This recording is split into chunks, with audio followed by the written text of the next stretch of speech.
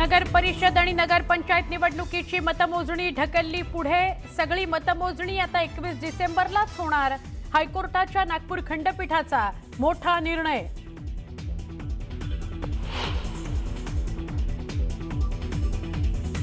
निवडणूक आयोगाची पद्धत चुकीची, मात्र कोर्टाचा निर्णय मान्य करावाच लागेल। तर ही सगळी पद्धत योग्य वाटत नाही। कोर्टाच्या निर्णयानंतर मुख्यमंत्री देवेंद्र फडणवीस यांचं विधान।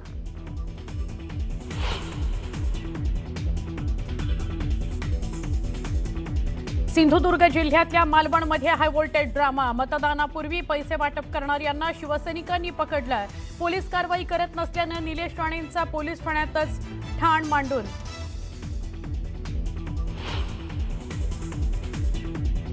एकनाथ शिंदेंनी मालवणमध्ये पैशांच्या बॅगा आणल्याचा वैभव नाईकांचा गंभीर आरोप। वैभव नाईकांच्या आरोपामुळे कोकणच्या राजकारणात एकच खळबळ।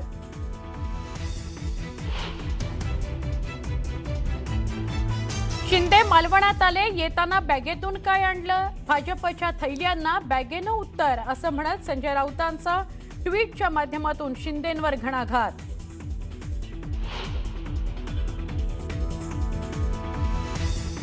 बदलापूरमध्ये शिवसेना आणि भाजपच्या कार्यकर्त्यांमध्ये राडा। पोलिसांकडून परिस्थितीवर नियंत्रण।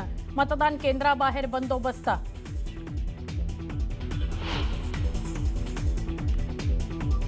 हिंगोलीमध्ये आमदार संतोष बांगर यांचा व्हिडिओ व्हायरल। मतदान केंद्रात चक्क मतदान कसं करायचं या संदर्भात संतोष बांगर माहिती देत असल्याचं व्हिडिओतून स्पष्ट।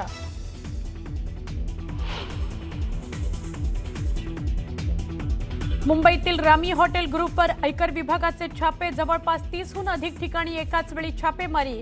कर चोरी प्रकरणात छापेमारी सूत्रांची माहिती।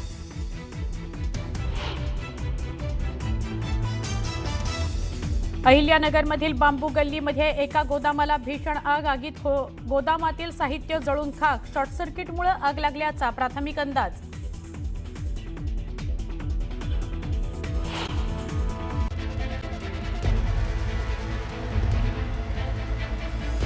काही तांत्रिक व्यत्यय येतोय, मात्र पुन्हा एकदा आपण प्रशांत यांच्याशी संपर्क साधण्याचा प्रयत्न करूया। आज मतपेटीमध्ये अनेकांचं भवितव्य कैद होतंय आणि याचा निकाल जो आहे तो उद्या लागणार होता।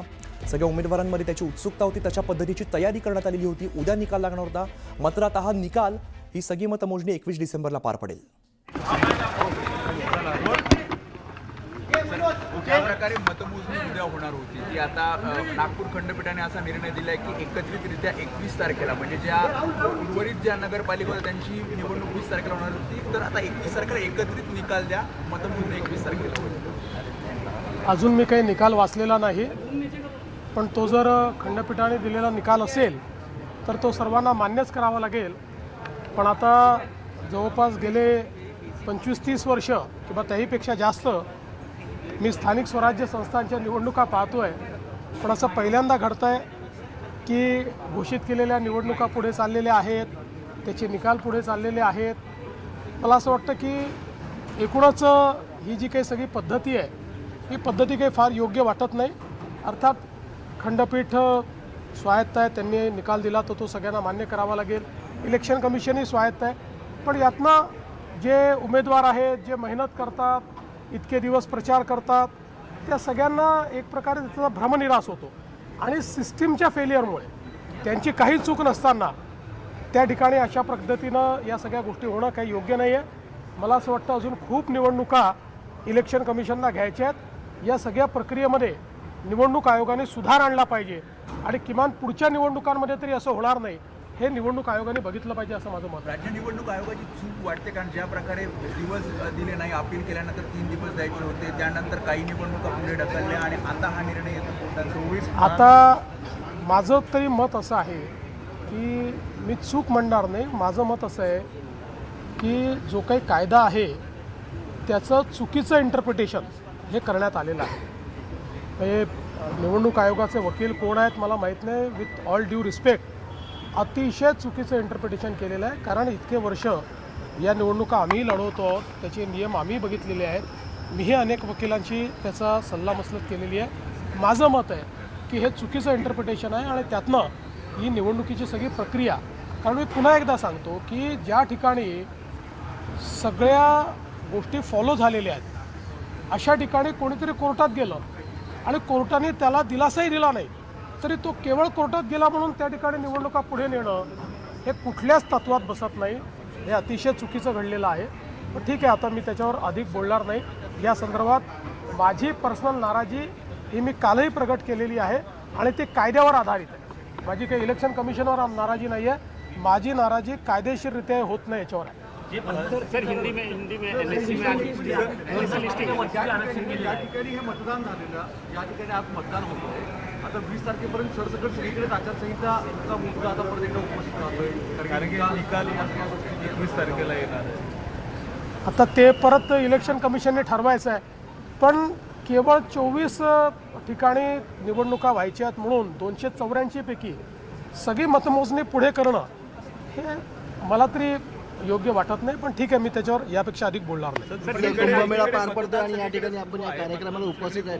त्याचा प्रश्न देखील उपस्थित झालेला आहे. संतोष बांगर स्वतः जाऊन अशा पद्धतीच्या तिथे मतदान करा अशा पद्धतीचं सूचना देतात वगैरे. मला असं वाटतं की किमान लोकप्रतिनिधींनी लोकशाहीची चाड ठेवली पाहिजे आणि लोकप्रतिनिधींनी निवडणुकांमध्ये आपण कसं वागतो आहोत, आपण काय संकेत देतो आहोत, काय संदेश देतो आहोत याचा विचार केला पाहिजे, असं माझं मत आहे.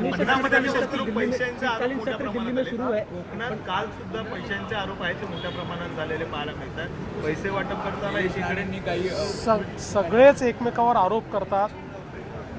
या संदर्भात निवडणूक आयोग आणि पोलीस हे दोघेही सतर्क आहेत. कुठे गडबड झाली तर त्या ठिकाणी जी काही कायदेशीर कारवाई आहे ती कारवाई देखील चाललेली आहे. मला असं वाटतं की ओव्हरऑल जर आपण बघितलं तर या निवडणुका शांतपणे पार पाडलेल्या आहेत. काही ठिकाणी टेन्शन आहेत, काही ठिकाणी अतिशय टोकाचे मतभेद देखील झालेले आहेत. होणं योग्य नाही आहे, याचा सगळ्यांनी विचार केला पाहिजे. एनएससी में आज लिस्टिंग हुई है गोदावरी क्लीन बॉन्ड को लेकर, क्या हिंदी में समझा? मुझे बहुत खुशी है कि हमारे प्रधानमंत्री मोदी जी हमेशा ये कहते हैं कि हमारे म्यूनिसिपल कॉरपोरेशंस ने बॉन्ड मार्केट एक्सेस करना चाहिए. और आज नासिक म्यूनिसिपल कॉरपोरेशन ने जो नासिक और त्र्यंबकेश्वर में कुंभ मेला होने वाला है उसके चलते क्लीन गोदावरी बॉन्ड्स आज इशू किए हैं. और मुझे इस बात की भी खुशी है कि ये जो बॉन्ड्स है ये 4 टाइम्स सब्सक्राइब हुए, 4 गुना ज़्यादा सब्सक्राइब किए गए हैं. एक प्रकार से जो म्यूनिसिपल कॉरपोरेशन है इसमें इन्वेस्टर का विश्वास इस माध्यम से दिखता है. और इन बॉन्ड्स को इशू करने के लिए केंद्र सरकार ने भी बड़ा इंसेंटिव दिया है. 26 करोड़ रुपए इंसेंटिव के रूप में अब म्यूनिसिपल कॉरपोरेशन को मिलेंगे. और साथ साथ अर्बन चैलेंज फंड को भी एक्सेस म्यूनिसिपल कॉरपोरेशन कर पाएगी. तो कुंभ मेला तक बहुत महत्वपूर्ण कार्य इस माध्यम से म्यूनिसिपल कॉरपोरेशन करेगी. सर क्या और भी आने वाले समय तर उद्या होणारी मतमोजणी आता 21 डिसेंबरला होणार आहे. या संदर्भात मुख्यमंत्री देवेंद्र फडणवीस यांची प्रतिक्रिया सध्या आपण ऐकली. आमचे प्रतिनिधी प्रशांत लीला रामदास सध्या आपल्यासोबत आहेत. त्यांच्याकडे जो प्रशांत, आपण बघतोय मतमोजणी जी आहे ती आता सगळी 21 डिसेंबरला पार पडणार आहे. बरोबर आहे अमोल. ज्या पद्धतीने बघितलं आपण, सुप्रीम कोर्टामध्ये या संदर्भात सुनावणी होती, स्थानिक स्वराज्य संस्थेच्या संदर्भात सुनावणी होती आणि या सुनावणीमध्ये निश्चितपणे राज्य निवडणूक आयोगाला अधिकार दिले होते. आणि राज्य निवडणूक आयोगाने ज्या पद्धतीनं अकस्मातपणे निर्णय घेतला आणि साधारणतः आज होणाऱ्या मतदानाच्या 1 दिवसापूर्वी ज्या पद्धतीनं निवडणुका पुढे ढकलल्या, त्या सगळ्या निवडणुकीच्या संदर्भात नागपूर खंडपीठापुढे म्हणजे मुंबई उच्च न्यायालयाच्या नागपूर खंडपीठापुढे आज सुनावणी झाली. आणि त्यांनी म्हटलं की सर्व निवडणुका जरी पूर्ण होत असेल तर उद्या होणारी जी खास करून जर बघितलं आपण, उद्या होणारी जी मतमोजणी आहे ते देखील पुढे ढकलण्यात आली आहे. आणि महत्त्वाचं म्हणजे साधारणतः या संदर्भातली सुनावणी आता औरंगाबाद कोर्टात देखील आहे. या प्रकारच्या सर्व याचिका विविध कोर्टात दाखल झाल्या होत्या.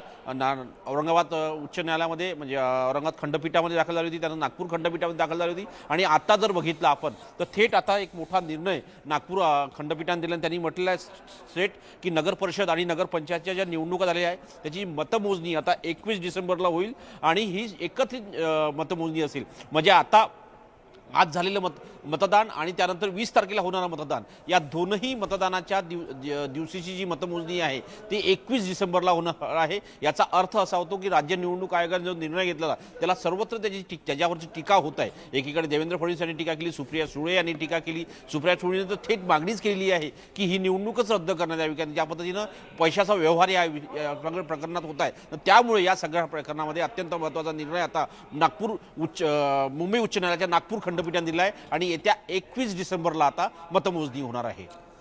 प्रशांत, हा सगळा जो कार्यक्रम आहे, निवडणूक कार्यक्रम, तो आता मतमोजणीची ती 21 डिसेंबरला पार पडणार आहे. धन्यवाद या सगळ्या सविस्तर माहितीसाठी.